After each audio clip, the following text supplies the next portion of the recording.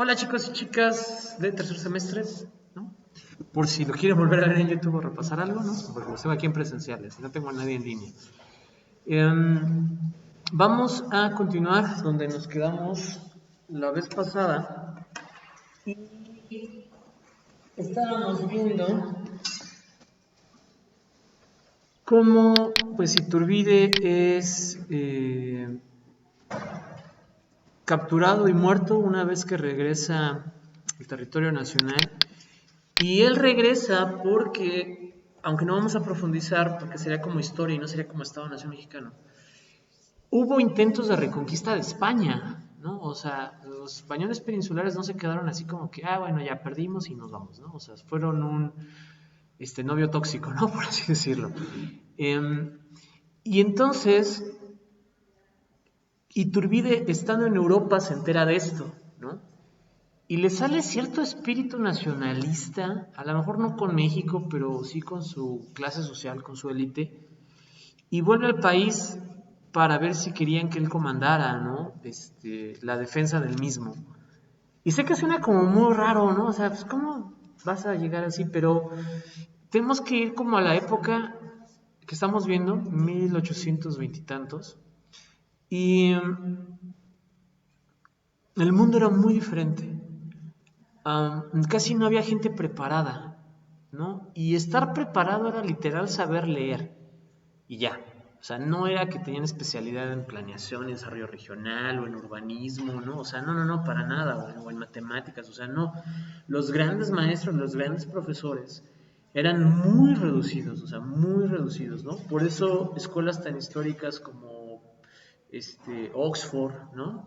Que tienen más de 200 años de historia, son tan específicas porque fueron mecas del conocimiento durante mucho tiempo. Entonces, cuando tú a lo largo de la vida ya te especializabas por práctica, por empirismo en alguna cosa, te convertías como en el maestro como tal, ¿no? No es como ahora que necesitas el título, aunque no sepas hacer nada, pero bueno, te contratamos por los papeles, etcétera, ¿no? Y que aunque sepas hacer muchas cosas, si no tienes el papel, pues no te contratamos porque es requisito. O sea, el mundo no era así, el mundo es que esté quien lo sabe hacer, ¿no? De una u otra manera, era más meritocrático en base a la experiencia. Y pues Santana, perdón, Iturbide pues era un gran general, o sea, sí era un estratega, sí era un militar. A su regreso le dice, no, gracias, y te vamos a matar, ¿no? Y lo matan. Así murió. Iturbide yo creo que es un personaje que vale la pena hacerle una reflexión. Sí, hola compañero, vamos a estar aquí los viernes, ¿va? Hicimos algunos ajustes. Es un personaje que vale la pena hablar de él porque realmente es un parteaguas en la historia de México. Está muy satanizado, está poco estudiado, ¿no? En la historia general del país, porque pues te conviene más que fue un cura medio peloncito, todo amigable, el que peleó, ¿no? Por los indígenas, etcétera, a que digas que fue un español alto, de ojo bastante guapo y rubio, ¿no? O sea, claro, genera más identidad el cura, pues que el español, ¿no? O sea, una nación se construye a base de mitos. Y México tiene muchos mitos, ¿no? O sea, esto de que tan solo esta idea de que los aztecas iban así, como que de repente vieron un águila en un nopal, y lo damos como un hecho y lo tenemos en la bandera, y ni siquiera somos aztecas, ¿no? O sea, si nosotros pudiéramos hacer un análisis genético, nos sorprendería la mezcolanza de sangre que tenemos. O sea, igual y sí somos ñañús, y igual y sí somos otomís, ¿no? Porque es como lo más cercano a la región. Pero que seamos mexicas o que seamos teotihuacanos, yo creo que nada, ¿no? Y si tenemos un componente indígena, a lo mejor no es tan alto. O sea, nuestro componente de mestizaje en las generaciones actuales es altísimo, ¿no? Hay cosas muy raras que se vieron, por ejemplo, en las Olimpiadas, ¿no? Estadounidenses que parecen totalmente asiáticos, ¿no? O sea, pero son de nacionalidad estadounidense. Jugadores de baloncesto japoneses súper altos y de tez muy oscura, y son japoneses, ¿no? Entonces ya lo vamos a ver en quinto, con la globalización vemos una intensificación bastante fuerte, una interculturalidad bastante fuerte. Hay ciertos análisis genéticos que bueno, a lo mejor no los podemos tomar con tanta seriedad porque no es nuestra rama de estudio, pero existen, que apuntan que el hombre del futuro o la mujer del futuro va a ser de tez oscura y con rasgos asiáticos, ¿no? Porque son los más predominantes. Entonces, cuando tengamos una mayor interacción entre nosotros, va a tender hacia, ¿no? Hay genes dominantes y genes recesivos. Entonces, por ejemplo, para que sus hijos o hijas, quien quiera tener, tengan ojos azules o verdes, ambos padres deberían de tener la carga genética en su cadena, ¿no? En su ser. Si no, no. Si uno lo tiene azul y el otro café, el niño va a salir con los cafés, porque el gen dominante es el café. Y de hecho, cualquier otro color de ojo es una anomalía genética, ¿no? O sea, es una anomalía genética. El que tenga ojos azules le puedes decir, hey, tu fenómeno, ¿no? Claro, o sea, no es así, son pequeñas desviaciones, ¿no? Del código genético que terminan dándote un color de ojo diferente, un color de pelo diferenciado y que sobre todo apuntan a condiciones climáticas específicas por mucho tiempo. Pero técnicamente el mejor ojo es un iris café, ¿no? Es más sano, ¿no? Lo pueden checar, es más sano. Lo mismo, la piel, mientras más oscura sea, en términos de piel, es más sana, pero llega a presentar complicaciones en otros elementos al interior. O sea, es maravilloso toda la medicina, ¿no? Entonces apuntan que vamos hacia allá, vamos a hacer de tez oscura y con rasgos asiáticos, ¿no? No lo sé, no sé en cuánto tiempo, pero sería interesante. En ese punto de la historia, ¿no? Con todas estas locuras, con un estado que no sabemos qué se crea, de dónde nacen, y con el reconocimiento del Reino Unido, ¿no? Que ahí nos quedamos. Vamos a la siguiente diapositiva y nos dice, hubo varios préstamos extranjeros, ¿no? Y gracias a eso se logró implementar un país. Un país sin recursos no puede existir, o sea, no puede funcionar. Cualquier cosa que ustedes quieran implementar, si no tienen los recursos para, muy difícilmente se va a hacer, ¿no? Por ejemplo, a mí me encantaría barrer toda mi calle, o sea, donde vivo, pintar las banquetas, ¿no? Pero pues ¿de dónde lo hago, no? O sea, tantito que me cansaría yo solito, ¿no? Tantito que pues sí se necesita dinero, ¿no? O sea, aunque sea el bote de pintura más económico, pero es caro. Y a lo mejor vamos a necesitar, no sé, unos 5 botes, unas 5 cubetas. Entonces, no se puede solo, hay que hacer muchas cosas. O sea, vean, por ejemplo, la autónoma. Tiene muchos recursos y las nuevas aulas que está estrenando, los nuevos laboratorios, todo es de primera calidad, es muy bueno. Pero volteen a ver lo viejo, ¿no? O sea, volteen a ver los salones de prepa 1, los viejos, vean esta parte de Cedixo, que es lo más vieja, el IXU es lo más nuevo, ¿no? Váyanse aquí mismo al módulo 5, ¿no? Donde está trabajo social, vean esas aulas, vean esos pasillos, vean esas ventanas, esa iluminación y vénganse ahora acá y van a ver diferencias abismales. Pero reacondicionar un espacio es caro, ¿no?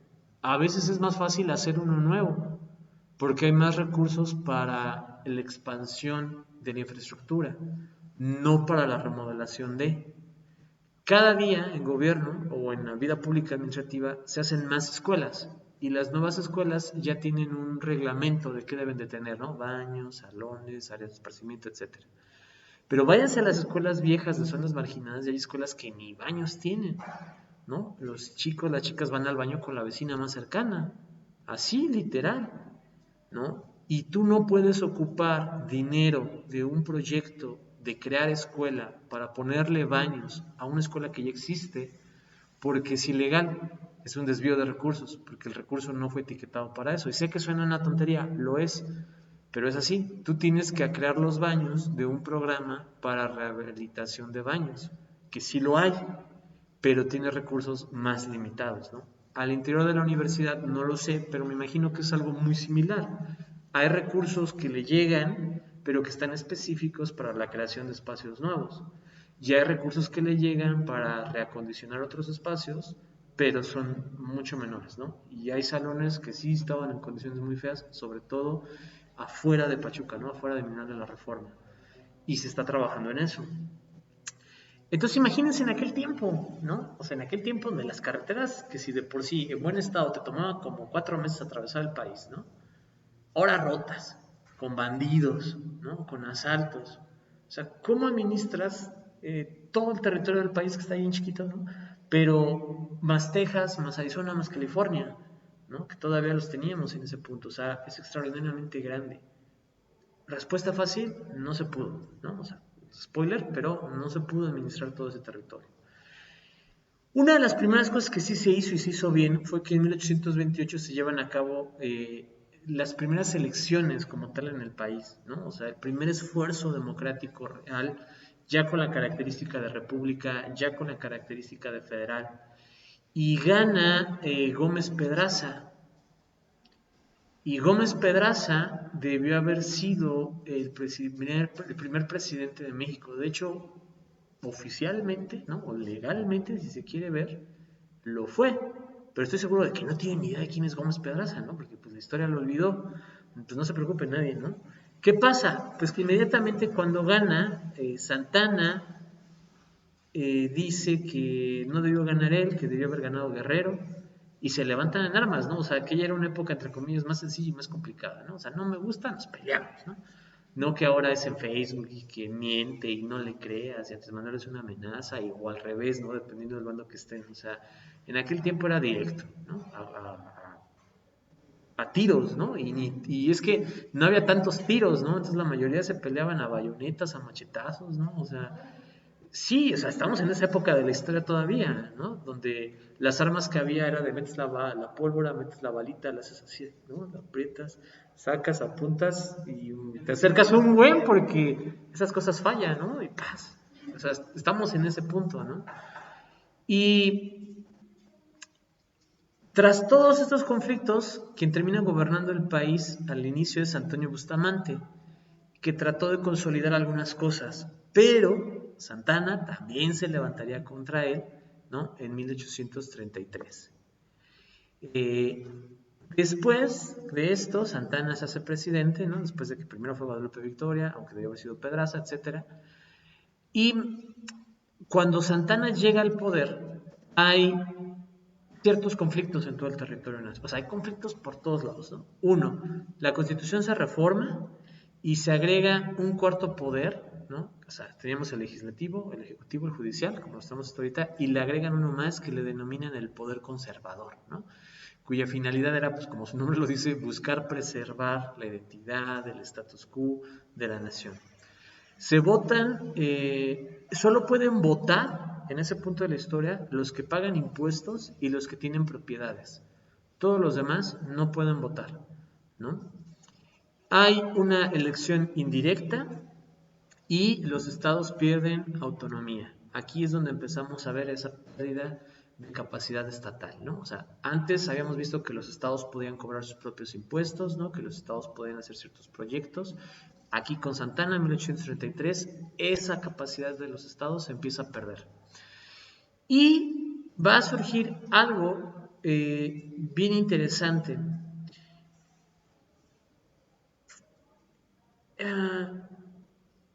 Van a pasar dos cosas. Una, México no tiene la capacidad de administrar todo el territorio. Los territorios que menos administra es Texas y compañía, ¿no? Estados Unidos tiene una guerra interna, una guerra civil, y recluta gente de estos lugares, ¿no? O sea, de la parte de la frontera norte de México, Texas, Arizona, California, ¿no? Lo que después se perdería. Eso militarizó a Texas, por así decirlo, ¿no? ¿Se acuerdan cuando veíamos que Francia estaba atacando a España y que entonces se empezó a militarizar la Nueva España para crear como ejércitos de reserva? Bueno, lo mismo, pero ahora Estados Unidos con Texas. Y Texas, con esto, pues se vio que eran fuertes, había una identidad tejana que diferenciaba mucho de lo que se pretendía que fuera México, porque hasta la fecha no entendemos bien qué es México, ¿no? O sea, México es el chantolo, pero México también es el, ¿cómo lo hacen? Chantolo, güey, ¿no? México son el elote en vaso, pero también es el esquite, ¿no? O sea, me explico y puede sonar chistoso, pero el cambiarle el nombre es una percepción totalmente diferente, ¿no? México es las quesadillas con queso y sin queso, ¿no? Entonces, va cambiando. Si a hoy en día es difícil encontrarle parecido a alguien de Nuevo León con alguien de Tuxpan, ¿no? o de Chiapas o Oaxaca, o sea, tienen ideas diferentes, tradiciones diferentes, perciben el mundo de manera muy diferente. Hoy en día, imagínense en aquel entonces cuando no había tanta conectividad, ¿no? O sea, cuando no te puedas pelear por Facebook y decirles, el McDonald's de Veracruz, ¿no? Y pones algo hundido, o sea, me explico, o sea, no se podía. Entonces no había esa identidad. Y Texas genera su propia identidad. O sea, los tejanos se dieron cuenta de que ellos tenían un sistema de creencias, un sistema de valores único y que México les estaba cobrando impuestos y no les estaba dando nada, ¿no? O sea, no estaba haciendo infraestructura. Como todos los estados de Hidalgo, salvo Pachuca, Mineral de la Reforma, Tula y Tulancingo, ¿no? O sea, forman parte de Hidalgo, pero reciben muy poco. Y empiezan su levantamiento armado, o sea, empiezan a tratar de independizarse de México. Y Santana se concentró tanto en este fenómeno, y es que a Santana le encantaba la guerra, ¿no? Que dejó de atender otros asuntos. Para 1841, Santana ya es realmente el primer dictador del país, ¿no? O sea, ya lleva más de 7 años en el poder. Recuerden que una de las características de la reciente nación era república, ¿no? El gobernante no puede permanecer en el poder por X cantidad de tiempo, es un periodo corto y se va. Él ya lleva 7 años. Y Estados Unidos, a ver si esto le suena, ¿no? Declara que hay mucho maltrato, ¿no? En las fronteras, en los pueblos del norte del país que están luchando por su independencia y que él va a apoyar la libertad y la justicia, ¿no? Y les ayuda a Texas y compañía a luchar contra México y que México es el opresor, ¿no? Y invade México. Estados Unidos es un ejército mucho más organizado. Estados Unidos tiene la herencia de Inglaterra y Inglaterra por años fue el conquistador número 1 del mundo, ¿no? Vale la pena que busquen un mapa de los territorios conquistados alguna vez por Inglaterra, así le ponen, y van a ver manchas por todo el globo terráqueo, ¿no? O sea, estuvieron en África, estuvieron en Nueva Zelanda, estuvieron en Australia, estuvieron en Camboya, estuvieron en Vietnam, estuvieron hasta por Asia, estuvieron en China, ¿no? Toda Europa, estuvieron en América, o sea, no hubo un continente que no les faltara. Son uno de los pocos países que tiene territorio en la Antártida, ¿no? Entonces, vean la capacidad de conquista que tenían, porque la verdad es que hicieron innovaciones en militares muy buenas, desde la época del arco y flecha, ¿no? Hasta la época de los cañones, o sea, siempre han sido una gran potencia militar, hasta algo raro que les pasó en la Segunda Guerra Mundial, ¿no? Que se explica por otras cuestiones. Pero los estadounidenses son ingleses, ¿no? O sea, les guste o no, los estadounidenses son ingleses. No hay un mestizaje como tal en las colonias inglesas. En las colonias inglesas es llegamos y matamos a todos, matamos a los Cherokees, a los Pieles Rojas, ¿no? Que se vayan para allá, no los queremos. Todavía al día de hoy hay reservas indias, ¿no? Se les llama en Estados Unidos, donde están los famosos casinos indios. ¿Por qué? Pues porque una cosa son los indios americanos, norteamericanos, y otra cosa son los estadounidenses. Los estadounidenses son ingleses, o sea, ¿no? Independizados, pero son ingleses. Entonces, el ejército estadounidense es muy bueno y el ejército mexicano es muy malo. ¿Por qué? Porque está totalmente fragmentado por todos lados, ¿no? O sea, sigue habiendo esos pequeños cotos de poder. O sea, el ejército de Veracruz es de Veracruz, no es de México, el de Chihuahua es de Chihuahua, no es de México, o sea, por aquí mejor pásale, ¿no? Y de ahí viene la famosa frase de si tuviera parque usted no estaría aquí, ¿no?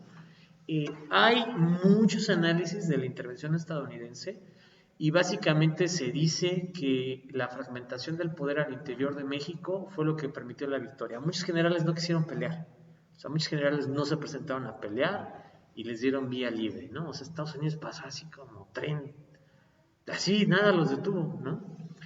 Llegan al Zócalo, colocan su bandera y se sientan a negociar con Santana, ¿no? Pues ya ganamos y ahora qué pasa, pero Estados Unidos dijo, no, pues no me voy acá con todo el territorio de México porque es un suicidio, dijo, nomás quiero un pedazo, y qué pedazote, ¿no?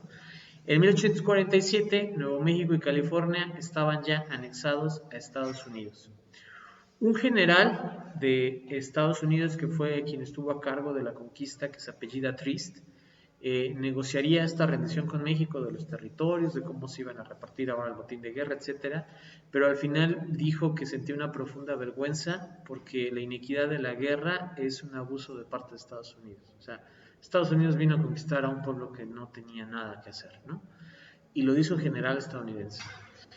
Esto es lo que a Estados Unidos se le olvida. Estados Unidos hizo esto en México, hizo esto en Chile, hizo esto en Colombia, hizo esto en Vietnam, hizo esto en Irak, en Afganistán, en Siria, en Palestina, ¿no? En Japón. O sea, ha hecho esto toda la vida por sus intereses propios, ¿no? Por eso el opio de Medio Oriente se va para Asia, aunque no se diga oficialmente, ¿no? El petróleo se va para Estados Unidos, o sea, recursos naturales de otros países se van para Estados Unidos. Y ahora se sienta muy digno a decir, es que Rusia es el malo, ¿no? Rusia es lo mismo que Estados Unidos, ¿no? O sea, es lo mismo que todas las potencias. O sea, Alemania lo hizo, Reino Unido lo hace, ¿no?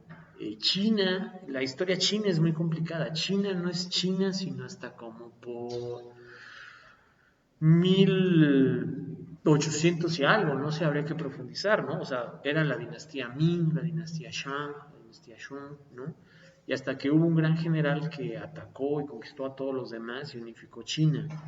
Pero China en realidad también eran muchos grupos indígenas de esa región con características propias que un día fueron dominados, ¿no? Por los demás.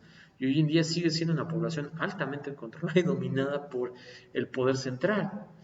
Entonces, no se dejen engañar. O sea, ¿todas las guerras son malas? Sí. ¿Hay violación de los derechos humanos? Sí. Pero no hay héroes y villanos. O sea, la historia no es de héroes y villanos. La historia la escriben los vencedores, ¿no?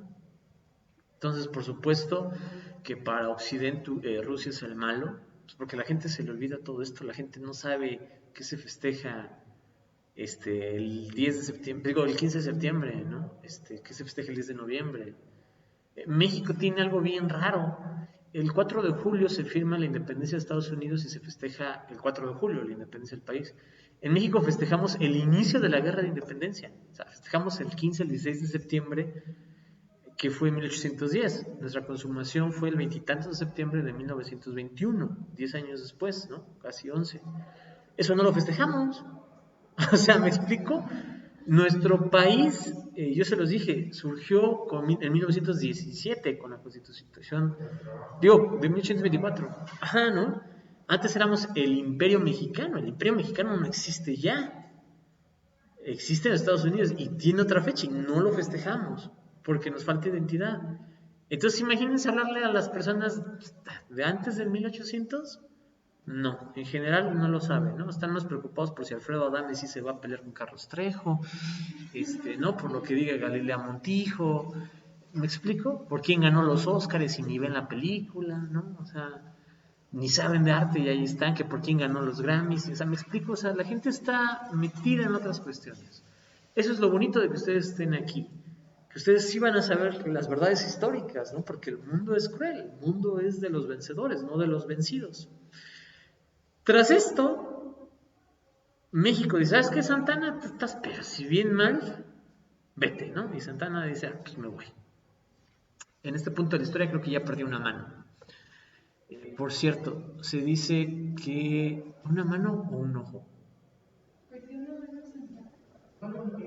No, perdió un pie. En este punto ya había perdido un pie. Se rumora, ojo, no soy historiador, ¿no? Y no estoy muy seguro de este dato, pero se los cuento porque está interesante, que en el Ángel de la Independencia, en la parte de adentro del Ángel de la Independencia, donde no todos pueden entrar, hay como una pequeña camarita muy pequeña, muy secreta, en la que se guardan en formol, o se guardaron en formol por mucho tiempo, el pie de Santana y la mano de Huerta, ¿no? Si no me equivoco, que también la perdió. Y que estaban ahí. Y la cabeza del generalísimo Villa, ¿no? Porque los problemas de lectura los hemos tenido siempre, ¿no? Ojo, estas son historias raras que se cuentan de la historia de México, de las que hay 2, 3 evidencias, pero no podemos decir que sí fue así, ¿no? Pero es interesante ese folclore. Resulta ser que Villa, ya lo vamos a ver, Villa es un personaje, o sea, sí es muy malo, pero me encantan muchas cosas de él, ¿no? Villa es un personaje bien interesante, es uno de los pocos que ha atacado a Estados Unidos en su territorio en la historia de la humanidad, ¿no? Creo que solo Japón y México lo han hecho como tal. ¿no? O sea, no ha habido otro país que ataque territorio estadounidense directamente, salvo tal vez los atentados del 11 de septiembre y no sé si contarlo. Pero Villa literal sí se metió a Estados Unidos a atacar a Estados Unidos y Estados Unidos pegó el grito en el cielo y puso una orden por la cabeza de Villa, ¿no? Un wanted, ¿no? Una búsqueda. Y Villa, como era muy bueno, pues anduvo por toda la sierra y ahí se perdió el ejército estadounidense y Villa ya estaba del otro lado y iba y venía y hacía lo que quería y los Estados Unidos no lo podían agarrar y Estados Unidos presionó al gobierno de Huerta para que Huerta lo apresara y lo matara, ¿no? Entonces por eso lo matan, muy a traición. Y resulta ser que años después de su muerte, un militar ve que en Estados Unidos buscan la cabeza de Villa, ¿no? Porque había el guante, la alerta, y él literal leyó la cabeza de Villa y se fue al cementerio donde estaba Villa y le cortó la cabeza a su cadáver y se subió a un tren y en el tren se topó a su general y le dijo, ¿usted qué hace aquí, no? O sea, pues si no tienes que estar aquí. No, pues es que hay una, no sé, ¿y qué lleva, no? Y pues le tuvo que decir, pues traigo la cabeza de Villa, ¿no? Y el general dijo, pues ¿por qué no recompensa? Y ahí fue donde el general dijo, está, pero si bien menso, ¿no? O sea, era por su muerte, no literal por su cabeza. Y ahí creo que perdimos la cabeza de Villa, ¿no? O sea, se supone que, sí, se supone que el cadáver de Villa no tiene cabeza y no sabemos dónde quedó su cabeza, ¿no? Entonces, ojo, esos son rumores históricos. Hay que irse realmente con un historiador que maneja bien estos temas y preguntarle pues, si hay evidencia suficiente para saber esto. Solo se los platico porque es como una leyenda mexicana que ronda por ahí cuando estudias un poco. Y la verdad es que sí lo creo, ¿no? O sea, sí creo que literal alguien creyera que por la cabeza le iban a dar dinero. Si al día de hoy hay gente que cree que las personas se mueren por COVID para sacarles líquido de la rodilla, al día de hoy, ¿no? A más de 100 años, 200 años de eso, que no hayan creído en aquel entonces que por llevar la cabeza literal, a mí me parece algo muy lógico. Cuando Santana se va, ¿no? Ya pasa mucho tiempo, ojo, o sea, no estamos viendo historia de México, estamos viendo historia del Estado-Nación mexicano, entonces vamos dando saltos. En 1857 se aprueba la nueva Constitución y esta es muy importante porque por primera vez se introducen los derechos del hombre, lo que después va a devenir a nivel internacional en los derechos humanos. Entonces, México, ojo con eso, siempre ha sido vanguardia en términos legales, ¿no? De los primeros en conceder igualdad entre hombres y mujeres, de los primeros en dar derechos a los niños, de los primeros en dar derechos a los indígenas, de los primeros en que la mujer puede votar, ¿no? De los primeritos. Que lo pueda llevar a cabo bien es otra cosa, ¿no?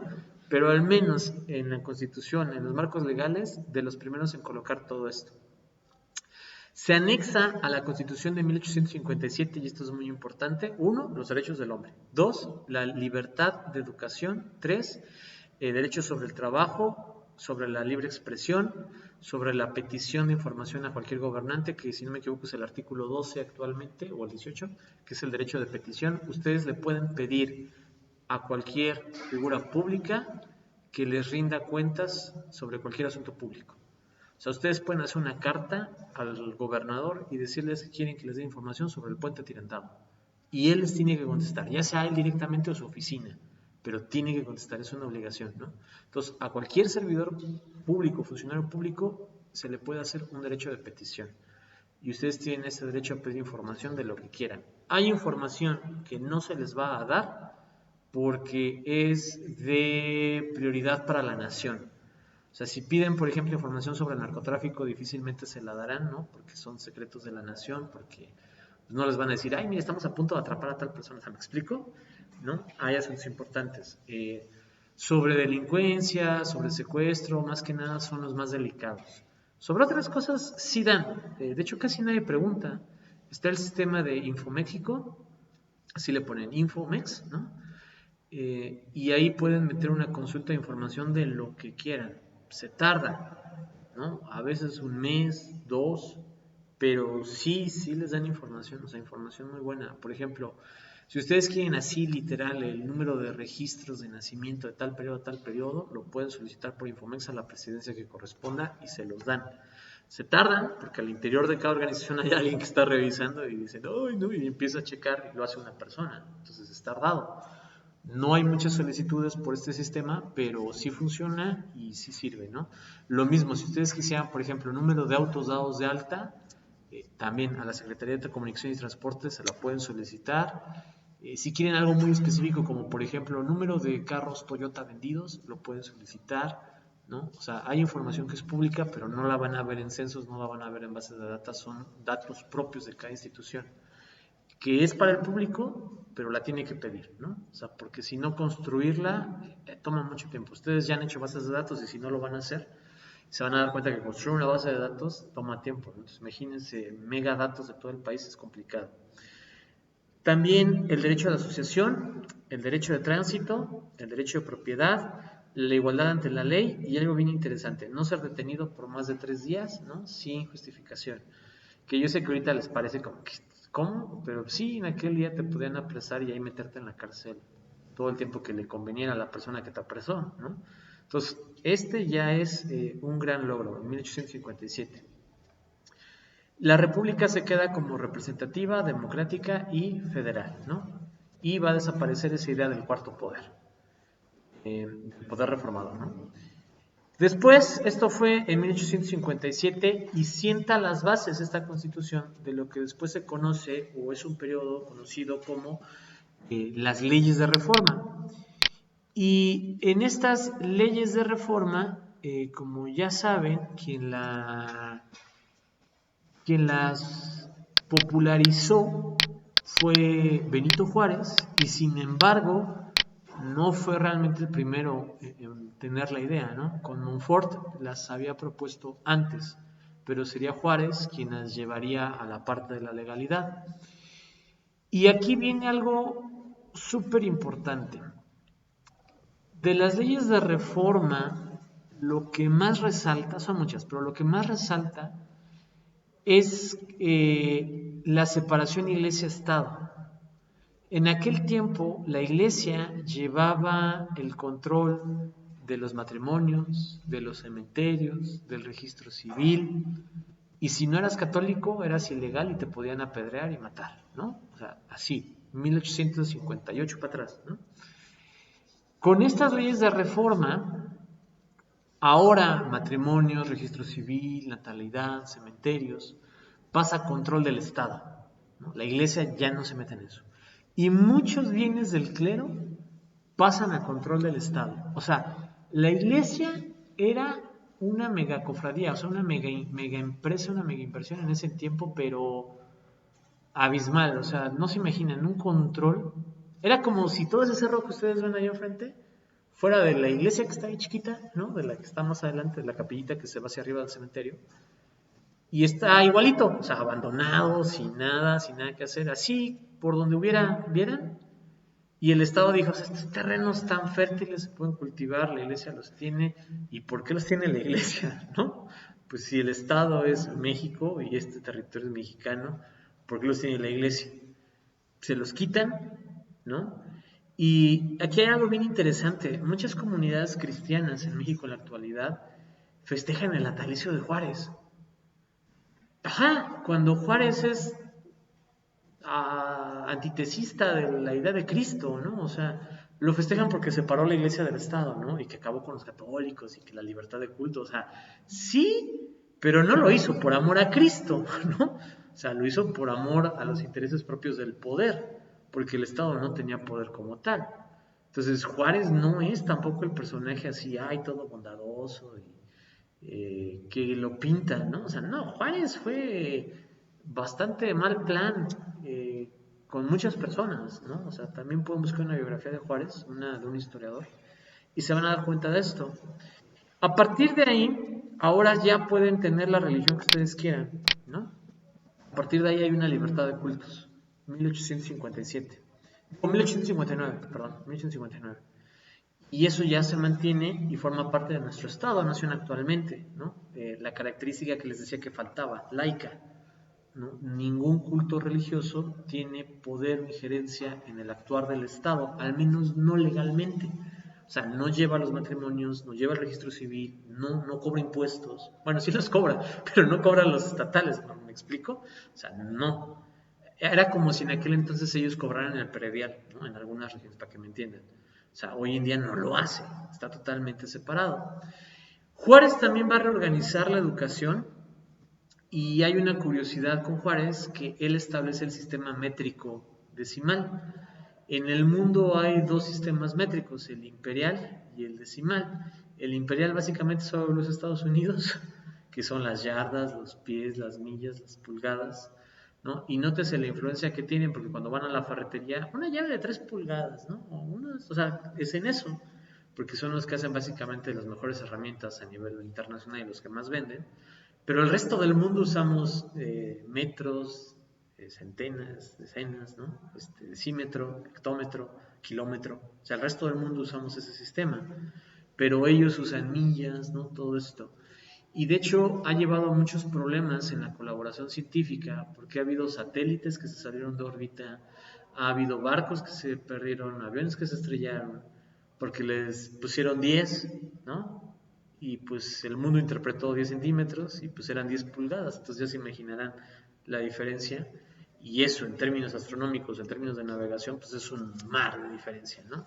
Se ha perdido mucho porque Estados Unidos se niega a usar el sistema métrico decimal y el resto del mundo es el que usa. Entonces no se preocupen si van a otro lugar del mundo, les van a entender perfectamente 10 centímetros son 10 centímetros, ¿no?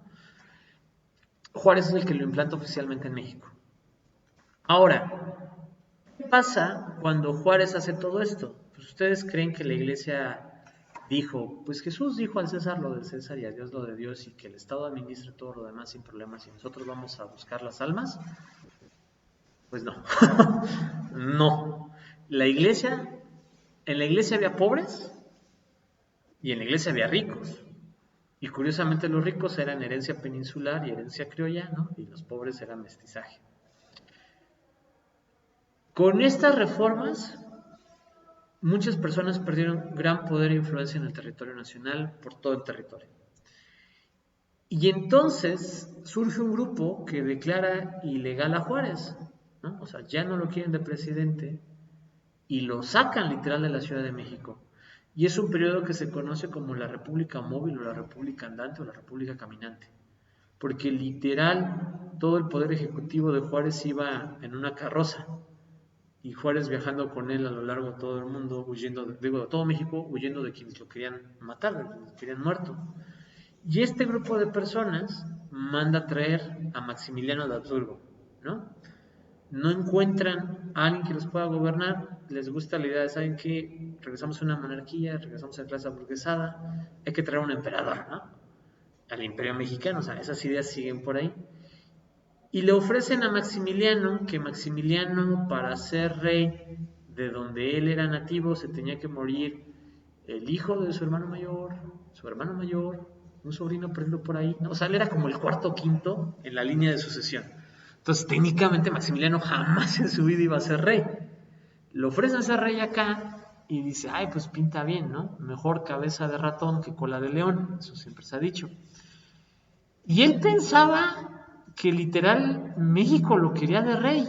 O sea, que todo México lo quería de rey. O sea, vuelvo al punto, no había Facebook, no había Instagram, no había nada que te enteraras, ¿no? O sea, y viene y hasta que llega, se da cuenta de que quienes quieren un imperio son solo unos poquitos aburguesados, ¿no? Y que México está totalmente fragmentado, que México está totalmente dividido, que no hay identidad nacional y que por ahí está Juárez paseándose en una carreta con ejército y todo, ¿no? Y que amenaza su poder. Y Maximiliano se mató solito, ¿no? O sea, el que dicen que por su gusto muere hasta la muerte le sabe sabrosa. Maximiliano es otro de los personajes junto con Iturbide más despreciados injustamente de la historia nacional. Porque trajeron a Maximiliano para que deshiciera todo lo que Juárez había hecho. Y a Maximiliano le parecía extraordinariamente bien todo lo que Juárez había hecho, ¿no? Entonces no quitó casi nada de lo que hizo Juárez. Al contrario, lo potencializó. Mantuvo las leyes de reforma y dijo, sí, que tiene que ver la iglesia administrando esto, la iglesia no se mete, ¿no? Metió muchas reformas a Ciudad de México. Si Ciudad de México tiene tintes europeos, es tanto por Maximiliano como por Porfirio Díaz, ¿no? Sobre todo esta parte de lo que ahora conocen como el Paseo de Reforma, la traza es de Maximiliano, ¿no? O sea, del periodo de Maximiliano. crea un código civil, ¿no? O sea, una ley civil, crea una ley agraria que decía que se devolvieran las tierras a los pueblos originarios, o sea, a los indígenas, a la gente que esa era su tierra, o sea, que le devolvieran la tierra a ellos y que la trabajaran. O sea, no fue Zapata, primero fue Maximiliano, ¿no? O sea, ojo con eso. Pero volvemos al punto, ¿con quién te identificas más, no? Con el de bigote, todo así medio soleado, sombrero, que cualquier mexicano dice, ah, soy yo, ¿no?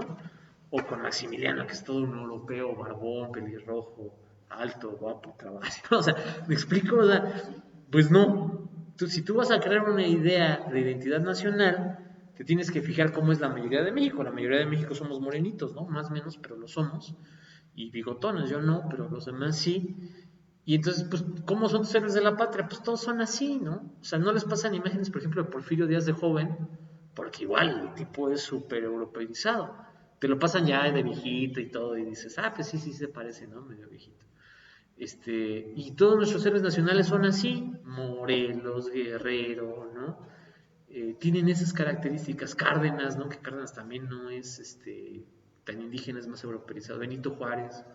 O sea, Benito Juárez no era tan de color, tan de tez tan oscura, ¿no? Y sin embargo te lo pintan casi casi como, no sé, africano, ¿no? Y no era así. Entonces, eso es algo que se va perdiendo en la idea del mito nacional, ¿no? O sea, que para que sientas que sí, estás arraigado a un territorio. Aparte de eso, Maximiliano prohíbe el castigo corporal. O sea, entre la constitución que se promulgó en el 50 y tantos y Maximiliano, ya no te podían arrestar más de 3 días y ya no te podían castigar a golpes, ¿no? Porque antes era, ah, pues sí, 20 varazos, ¿no? 20 latigazos. O sea, nada de que te damos tu pavito, tu cenita, ¿no? Y 12 horas en el torito y salga caballero a seguir delinquiendo, ¿no? Nada.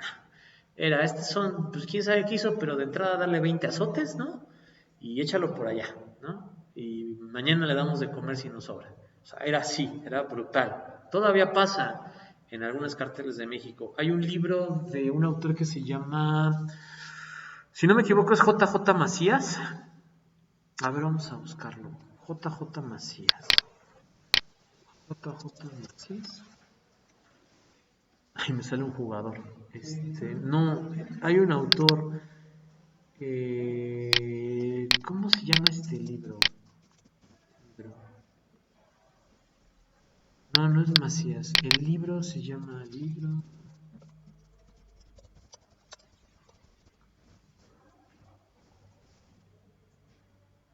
Los Malditos. Y el autor es JJ Lemus, perdón. Hay un libro que se llama Los Malditos, de un periodista que lo llevan al penal de Puente Grande. Y él describe cómo es estar en el área de máxima seguridad de Puente Grande y quiénes están ahí, ¿no? Está, por ejemplo, el Mocho Orejas, o sea, está puro criminal con pedigrí, ¿no?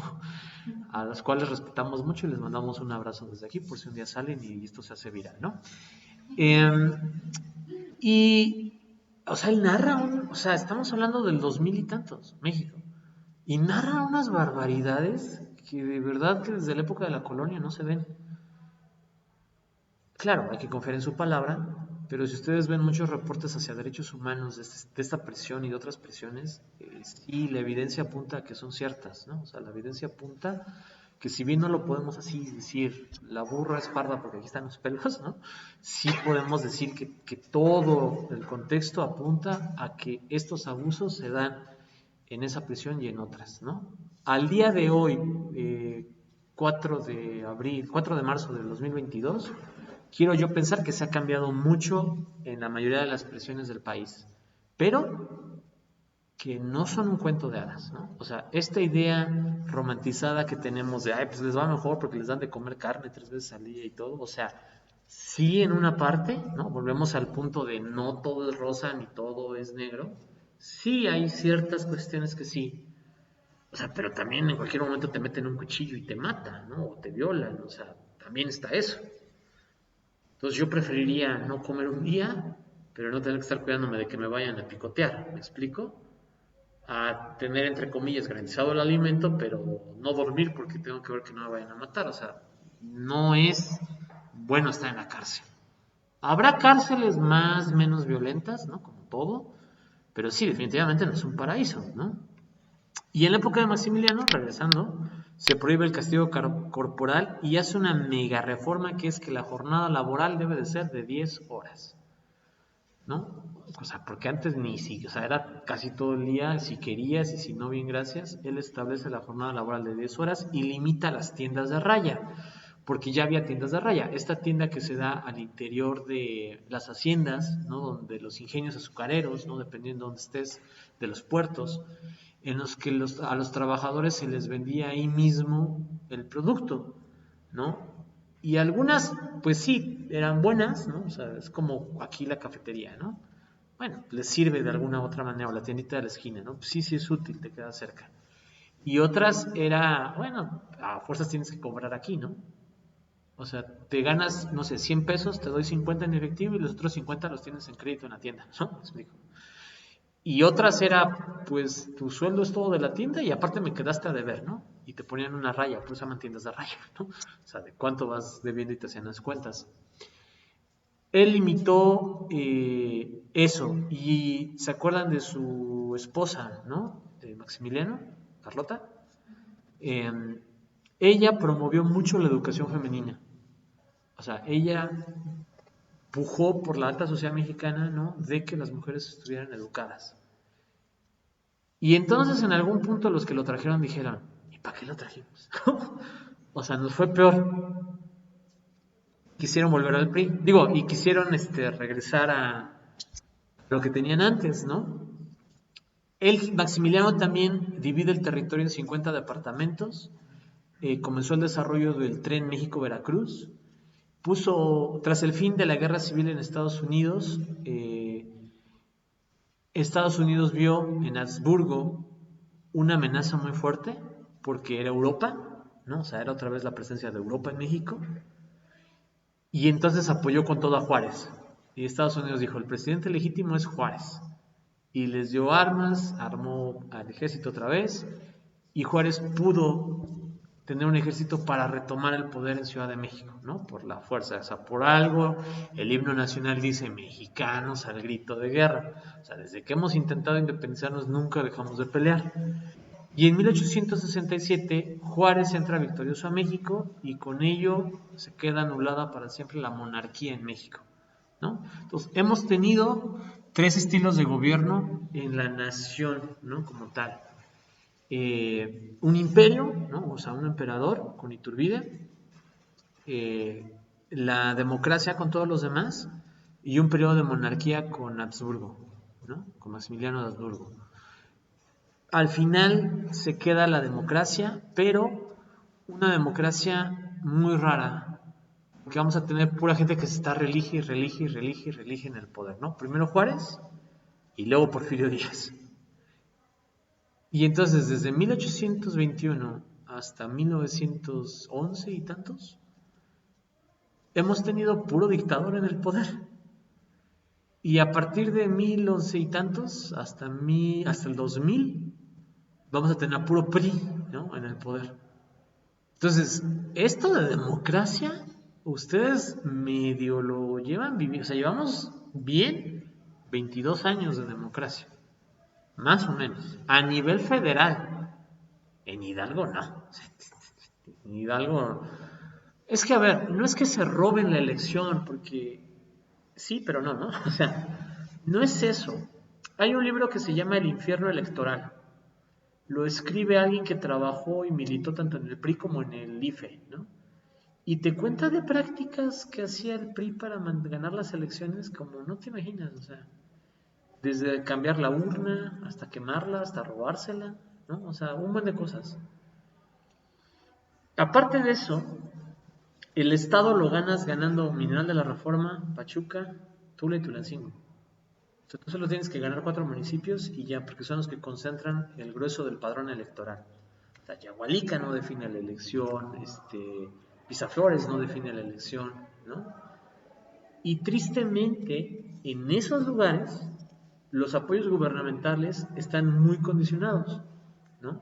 Y te dicen, ay, esto lo dio el gobernador, ¿y cuál? Pues viene federal, ¿no? O sea, ay, esto te lo da el PRI, ¿y cuál? Pues es recurso estatal o municipal. Pero engañan a mucha gente, no solo pasa en Hidalgo, pasa también en Oaxaca, en otros lugares. Y engañan mucho a la gente de, es que lo dio el PRI. Pues la gente vota por el PRI porque cualquier recurso que les llega les dicen que es del PRI, cuando muchas veces no es del PRI, ¿no? Y eso está totalmente aceptado y nadie nos puede decir lo contrario, y mejor todos calladitos por si esto se viraliza, ¿no? Pero para términos educativos es así, o sea, literal, vayan y métanse al PRI o vayan y métanse y vean cómo son los programas públicos. Y los programas públicos los entregan en las oficinas del PRI. O sea, entonces, ¿cómo es esto posible? Y les borran lo que dice Gobierno de México y le ponen PRI, ¿no? O sea, esas prácticas existen. Entonces, la gente va y vota por el PRI porque cree que es el PRI y no es el PRI. Por eso en Hidalgo difícilmente ganará algo que no sea el PRI. ¿Me explico? Ahorita las encuestas dicen que Carolina Vijano no va a ganar, que va a ganar Menchaca. Y Menchaca es del PRI, ¿no? O sea, entonces da lo mismo que gane quien gane. O salió de ahí. O sea, Federal, Morena Federal es muy bueno. Morena estatal en cualquier estado, híjole, no, o sea, sí, se sumaron de todos lados, del PRI, del PT, del PRD, ¿no? Y esa idea que tenía el inicio del partido antes de que ganara Andrés Manuel, de es un partido de maestros, es un partido de trabajadores, es un partido de la gente común, ¿no? Y que ganaba el que salía en una rifa, ese era el candidato, ¿no? O sea, todo eso se ha olvidado. O sea, ya se institucionalizó Morena, como era normal, porque no deja de ser una asociación humana. Las asociaciones humanas tienden a dos cosas con el tiempo, a institucionalizarse y a corromperse. Todas, ¿no? Todas. Difícilmente se escapa alguna. Entonces sí, o sea, Morena estatal no tiene una identidad como tal, ¿no? ¿Quién va a ganar? No sé. No sé si nos damos a probabilidad, pues sí, la tendencia es, no va a cambiar, tendría que ganar Morena. Pero si recordamos la historia, tendría que haber ganado Morena la vez pasada, tendría que haber ganado el PAN la vez pasada, ¿no? Tendría que haber ganado el PT la vez pasada, y siempre ganó el PRI, ¿no? Entonces, por algo, ¿no? O sea, por algo. No lo sé. Me gustaría que ganara Morena, porque ahí les va el porqué. Hay, en la teoría de democracias y de partidos de Duverger, te ejemplifica, y aquí Noé lo ha estudiado, el doctor Noé ha estudiado esto bien, creo, si no me equivoco, que las regiones que tienen cambios en el poder, es decir, que ahorita gobernó el PRI, y después el PAN, y después el PRD, y después el PRI, y después el PAN, y después Morena, después, o sea, que no permanece el mismo partido en el poder, presentan mejores índices de desarrollo. Porque o sea, el supuesto es que el gobierno que entra se esfuerza para mantener el poder, ¿no? Entonces como que sí tiene que hacer cosas para que la gente vea que hizo cosas. Y los de la oposición se preparan mejor, trabajan mejor para quitarles el poder, y cuando llegan, ahora ellos son los que tienen que hacer más cosas, ¿no? Entonces, la alternancia, que es eso en la democracia, es buena para el desarrollo de cualquier región. Por ejemplo, yo creo, no sé qué candidato a nivel presidenciable de Morena vaya a surgir, ¿no? O sea, ¿quién viene después de Andrés Manuel? Porque Andrés Manuel no se va a reelegir, o sea, no. Viene alguien más. ¿Que ese alguien más puede ser títere de Andrés Manuel? Sí, por supuesto, ¿no? Ha pasado en la historia y lo vamos a ver. Eso sí puede ser, pero legalmente no va a volver a quedar Andrés Manuel. Yo no veo a alguien que pueda seguir con la bandera de Morena. No lo veo, ¿no? O sea, que pueda ganar. Dependiendo de quién llegue en ese momento, nos podemos sentar a platicar, pero pienso que lo más conveniente para el país sería un periodo más a Morena y luego volver a cambiar, ¿no? O sea, ya no importa que también lo haga el que siga, ya no que siga en el poder presidencial Morena, ¿no? Otro, ¿cuál? Pues no sé, el PRI no, el PAN, el PRD, o sea, sí, o sea, otro partido, pero ni Morena ni el PRI. Creo que en términos de la teoría de alternancia, para el país sería muy bueno. Y en el estado es lo mismo. Si ustedes se van, por ejemplo, a Querétaro, a Nuevo León, que son estados que han crecido mucho económicamente y socialmente hablando, han tenido alternancia. O sea, tú te vas a su historia y han tenido un periodo de alternancia muy bueno. En Hidalgo no, y véanlo cómo está. Y otros estados similares también no han tenido alternancia y véanlos cómo están. hay ciertas élites. El PAN siempre gana unos, PRD ya tenía algunos ganados, ahora es Morena la que tiene más, el PRI igual tiene unos baluartes que nada más no se mueven como Hidalgo, ¿no? O sea, para el PRI institucional Hidalgo es muy valioso. O sea, de aquí salió Chong, ¿no? O sea, que fue secretario de gobierno. Entonces, sí, es un estado insignificante en muchos sentidos macro, ¿no? A nivel país, pero a nivel político es importante. Está al centro del país, es importante. Aquí hay mucho dinero, ¿no? O sea, aquí hay mucho dinero. Aquí ves pasar de repente un Porsche, de repente pasa un Ferrari. El otro día vi un Bentley. Y tú dices, o sea, a ver. No, no, no, deje de eso. Pero aquí, o sea, por eso me refiero, aquí en Hidalgo hay mucho dinero, en muy poquitas manos, pero hay mucho dinero. O sea, eso que no les quede duda, hay mucho dinero. O sea, tú no te puedes aventar a hacer un puente como el que se está haciendo en otros lugares porque no hay recurso, ¿no? Aquí hay recurso, que está mal usado en mi opinión, ¿no? Pero hay recurso. Hay muchos negocios buenos aquí, hay mucho cacicazgo desde la época de la independencia en esos territorios. Por ejemplo, vamos a ver los dulces crayón, ¿no? ¿Los conocen? Están aquí en... ¿Es Plaza Las Américas? Perdón, crayón. Cravioto. Dulces Cravioto. Sí, sí, sí, me equivoqué. Es el dulces que me encanta ese. Cravioto, dulces Cravioto, ¿no?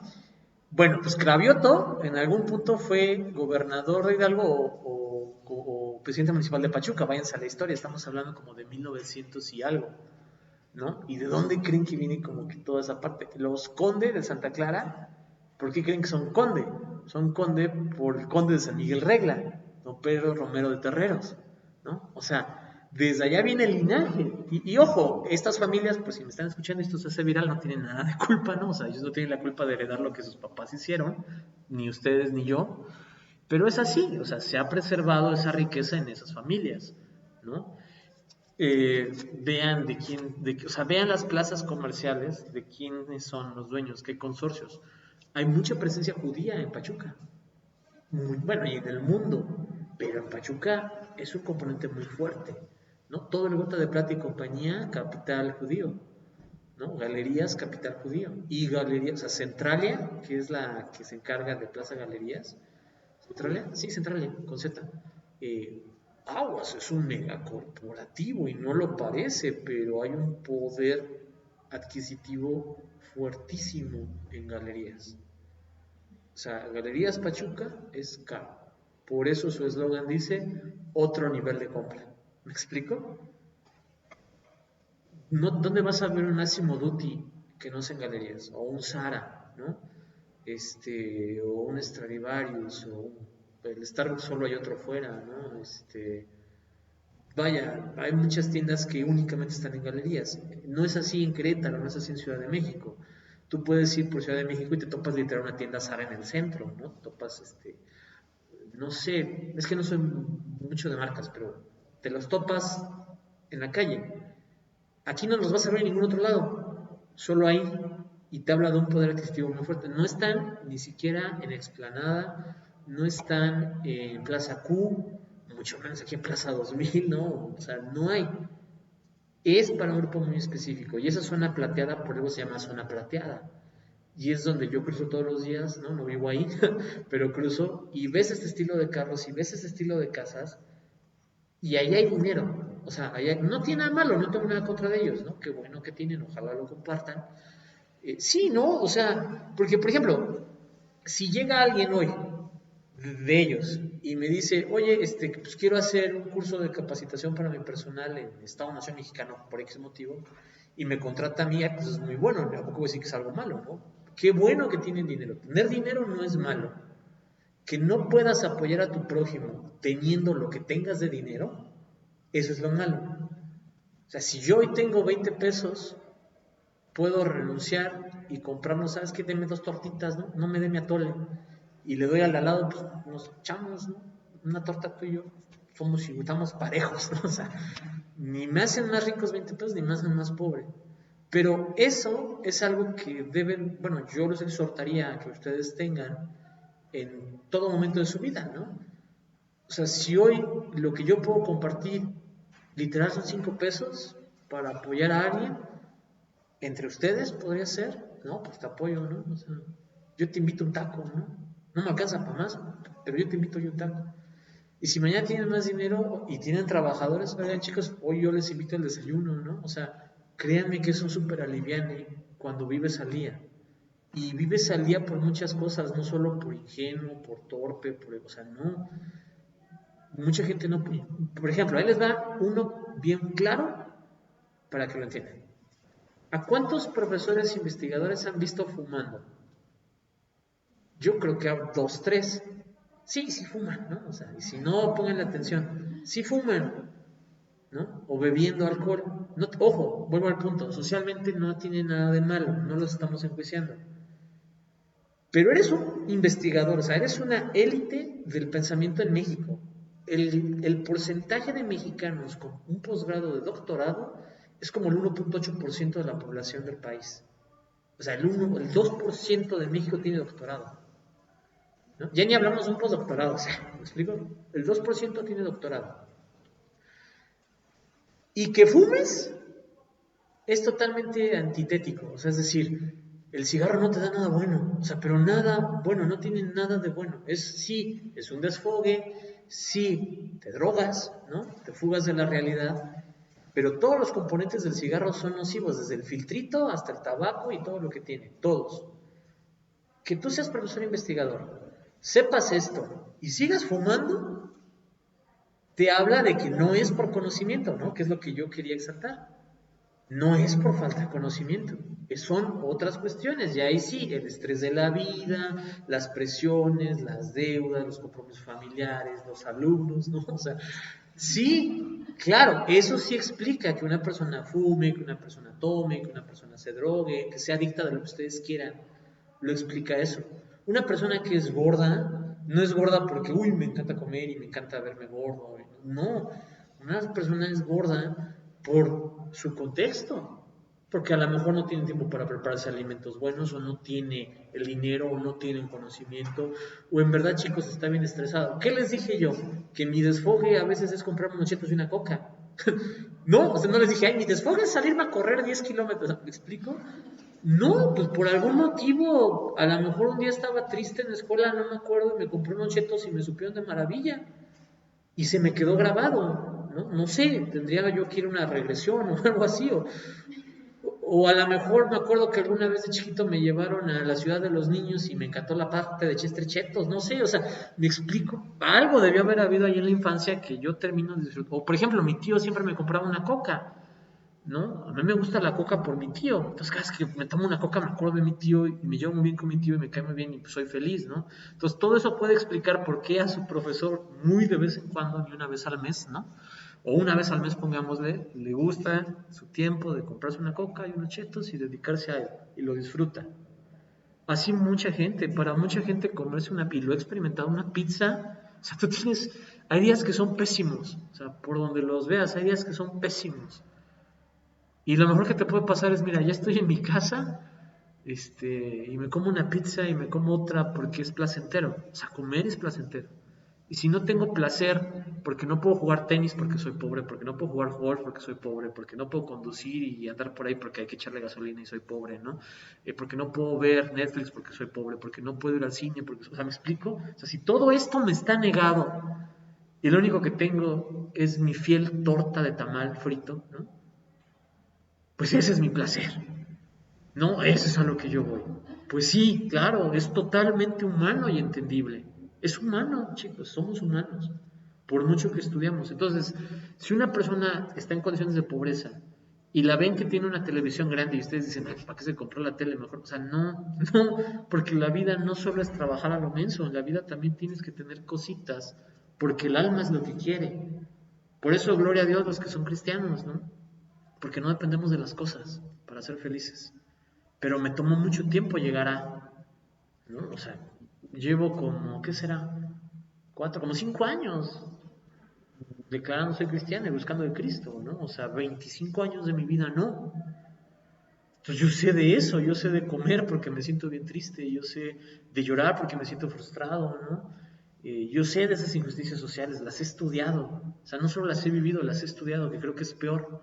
En la ignorancia se vive más feliz. Entonces, no juzguemos a esas personas de, es que es pobre, pero ve los tenis que tiene, pues son de su gusto. Sin esos tenis se mata, así literal. Sin esos tenis no tiene motivos para vivir. A ti te va a parecer vacío, sí, qué bueno, pero a él no. Es que ¿para qué va al estadio a gritarle a la América? Pues porque es lo que lo hace feliz, o sea, esa es su felicidad. No puede ir a una carrera de la Fórmula 1, ¿verdad? O irse a Mónaco al abierto de tenis, o sea, no, o ir a Estados Unidos a un partido de la NBA. O sea, ¿de dónde quieres que le salgan gustos caros si no gana tanto, ¿no? Si no los puede tener. Por ejemplo, yo descubrí que cómo me gusta el Torres 20, ¿no? O sea, no soy alcohólico, igual, me he de tomar, para no exagerar, 2 copas por mes, así, o 2 cervezas por mes, literal, ¿no? Salvo, no sé, una boda de 50 años de los abuelitos de mi esposa, que a lo mejor ahí me tomo 2, ¿no? Porque se me antojó y no voy a manejar. Pero pues eso solo pasa una vez cada 50 años, ¿me explico? Entonces, no. Y una vez me llegó la beca, no es cierto, conocí, me llegó la beca y a mi, pues qué sé, al abuelo de mi esposa le gusta el brandy y a mí me gusta el brandy. Y dije, pues le voy a llevar un brandy, ¿no? Yo no sabía de brandy. Hoy en día prefiero comprar uno que se llama Soler. Brandy Soler, si no me equivoco. Es más barato y sabe mejor que el Torres. Pero como que el Torres es como que de brandy es lo mejor, ¿no? Porque también está ¿cómo se llama? El San Peter, ¿no? Y otro, y no me gusta. Y entonces sacaron una edición especial 20 años. Ya ahorita ya es común, pero sacaron una edición especial 20 años de Torres. En una botellita bien bonita. Y me costó creo que como 500 pesos. Ahorita está más cara, pero cuando salió medio económica. Y dije, se la voy a llevar, ¿no? Y se la llevé, no es presunción, gracias a Dios que se pudo, ¿no? Le gustó y nos tomamos, su abuelito y yo, una copa. Ay, esa cosa sabe, esa cosa sabe riquísima. Pero, ¿cómo voy a saber yo que me gusta el Torres 20 si no me puedo comprar un Torres 20, ¿no? Yo estoy seguro que se ha de sentir bien padre manejar un Mustang, pero pues nunca lo he manejado porque pues, no me lo puedo comprar. Yo estoy seguro que se ha de sentir bien padre viajar en un avión con tu cuartito privado, ¿no? Y todo, pero pues nunca. Solo he viajado en avión, creo que por necesidad académica y me fui en los más económicos, ¿no? Entonces, pues no, si yo no tengo acceso a probar esas cosas, pues ¿de dónde me va a salir el buen gusto? ¿Me explico? O sea, yo soy de chilaquiles, ¿no? O sea, mi platillo favorito es arroz con frijoles y se los digo bien en serio, ¿no? En mis cumpleaños por años le he pedido a mi mamá y a mi abuela que me hagan un molito verde con frijoles de arroz y me encanta comer, o sea, me encanta agarrar la pieza de pollo, ponerla en el arroz, echarle frijoles y luego echarle salsa a todo y revolverlo así todo y comerlo con harta tortilla. Ese es mi gusto. Disfruto de la pizza, disfruto de los tacos, pero llega un punto en el que ya no disfruto de la comida. O sea, si tú me dices que un helado me cuesta 150 pesos, pues, ¿qué es el helado, no? Porque yo he probado helado italiano, con método italiano, por 60 pesos, chiquito, por 60 pesos. Y sí sabe bien rico. Y me vas a decir que un helado como los Moyo de galería, que literal le echan agua y un polvo y la máquina lo hace todo, y le pones Fruity Loops encima, me lo vas a vender en 50 pesos, pero si bien mal de tu cabeza, ¿no? O sea, no lo voy a pagar yo. A lo mejor me lo hago yo, me compro un Vianeta más barato, más rico. Pero eso solo pasa cuando tu contexto te lo permite, ¿no? Que es a lo que yo quería llegar. O sea, no juzguen a las personas, punto. Y no lo hagan aún desde su perspectiva, pues no hemos vivido lo mismo. O sea, para nada hemos vivido lo mismo. Yo soy de las ideas de que si tú siempre estás pensando en el escenario mejor, vas a vivir bien triste y frustrado. Pero si te tomas tiempo de pensar en el escenario peor, hijo, vas a estar bien agradecido y bien tranquilo, ¿no? Cuando yo volteo, porque así como a algunas chicas les gusta ver aparadores y robo que no la compren, pues nosotros igual con otras cosas, ¿no? A mí me gusta mucho ver los carros de lujo, ¿no? O ver los relojes de lujo. Y digo, están bonitos, es mi gusto. Nunca me pienso comprar uno aunque me alcance, no me lo compraría, sinceramente. Y a veces se me va la mano y digo, híjole, chida, sí está difícil la situación, ¿no? Sí está, sí, a uno se le baja el ánimo, ¿no? Y en esos momentos me tranquilizo, me calmo y me meto INEGI, ¿no? Y a ver, sí, a ver, indicadores de pobreza, ¿no? Tanto, ¿con cuánto vive la gente? Con tanto, digo, ay, güey, o sea, no, pues no tengo con qué quejarme. Sí aspiro a más, porque aspirar a más está bien, pero no me quejo, ¿no? O sea, al contrario, gratitud con lo que tengo porque no me falta nada, gracias a Dios, ¿no? No fue mi esfuerzo, yo sí me siento bendecido de parte de Dios. Entonces, no me falta nada, quiero muchas cosas, pero nada de lo que quiero es necesario. Estoy bien, mi esposa está bien, mi familia está bien, estamos sanos, tengo una casita, tengo que moverme, siempre tengo que comer, ¿no? A veces atún, ¿no? A veces una buena hamburguesa en un restaurante, ¿no? A veces. Pero así es la vida, de a veces. Ya me fui mucho de la clase, ¿no? Pero a lo que voy es que a veces los intereses de otras personas y de otros contextos cambian para siempre la historia. Y a Estados Unidos le convenía que Juárez ganara, como después le va a convenir que Madero gane. Juárez y Madero no se explican sin el apoyo de Estados Unidos. Juárez arma un buen ejército, los que apoyaban a Maximiliano ya estaban en su contra porque Maximiliano hizo cosas muy buenas y no es lo que querían este grupo conservador. Nadie lo defiende, lo enjuician y lo matan.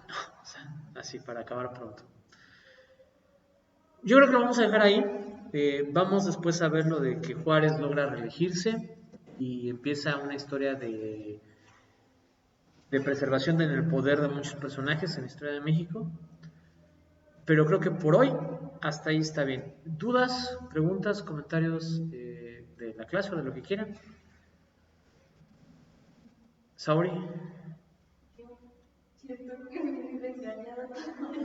Es que hemos vivido engañados. Y déjenme aprovechar el comercial también en Dios. Yo creo que el peor engaño es en Dios, porque cuando tú le hablas a alguien de Dios, ay, luego piensa en el sacerdote o el pastor, están todos brincando, me van a quitar el dinero. Y sí, no, o sea, la mayor parte del tiempo es así. Pero ¿cuántos realmente se han detenido a ustedes leer la Biblia? Y yo creo que alguna vez sí, y no le entendieron nada, porque seguramente tienen una versión que se llama Biblia de Latinoamérica, católica. Y esa Biblia, con todo respeto, con todo respeto, es como el libro de texto de historia de la primaria. Está hecho a conveniencia del Estado. Esta Biblia está hecha a conveniencia de la Iglesia, y se los digo así puntual. Hay muchas versiones de la Biblia, no versiones, traducciones, porque la Biblia original está escrita en 3 idiomas: hebreo antiguo, hebreo y griego. Los libros originales, Corintios 1 es griego, ¿no? Jueces 1 es hebreo antiguo, ¿no? Malaquías es hebreo un poco más contemporáneo. Y todos esos se tradujeron a los diferentes idiomas del mundo. Pero hay de traducciones a traducciones, y seguramente lo han visto ustedes en alguna serie, en alguna película, ¿no? Que en inglés dice algo y ustedes saben qué significa, y en español se lo cambian totalmente diferente y dices, o sea, no dijo eso, ¿no? Así pasa con un libro como la Biblia. ¿Qué traducciones son las mejores? Yo diría que para empezar a leerla, la mejor es una que se llama Nueva Versión Internacional, NVI, ¿no? Así la pueden pedir en una tienda de Biblias o la pueden descargar en internet. Pero si le quieren entender, o sea, literal, así, entender, para empezar, la mejor es una que se llama Dios habla hoy, la versión, o Nueva Traducción Viviente. Son de lo mejorcito para entenderles. Si un día se quieren dar el tiempo, no las compren, descarguenlas de internet, ¿no? Entonces, la más oficial y profesional en español es Nueva Versión Internacional, y otra que se llama Biblia de las Américas, en español. La que tiene como los criterios académicos más elevados, si se puede decir así. Y las más entendibles en español son Dios habla hoy o Nueva Versión Internacional, ¿no? Digo, perdón, Nueva Traducción Viviente, NTV. ¿Y por qué les digo esto? Porque me acordé de su comentario. Sí, hemos vivido muy engañados, ¿no? Voy a parar aquí la clase.